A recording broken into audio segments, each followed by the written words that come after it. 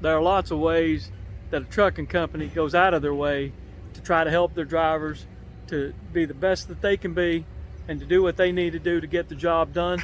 And sometimes it's the big things like new trucks, vacations, good pay. Sometimes it's the little things. Let me show you what I mean. Many drivers get frustrated with one simple little thing. Plug in your pigtail and your lights are flickering. And now you got to deal with it. But most drivers know how to fix it. At least most of the time it works. You shove anything in there from paper clips, plastic door seals, zip ties, anything you can. Sometimes it works, sometimes it don't. I got tired of all the ways it wouldn't work, so I developed the Pigtail Wedge. Simple tool that when your lights are flickering or when they're not, you slide this in with the pigtail and lights stay on.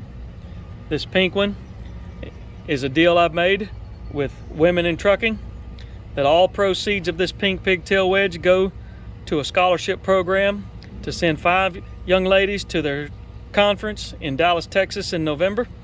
So I hope you will help out women in trucking and truck drivers in general to help deal with the frustration of flickering trailer lights.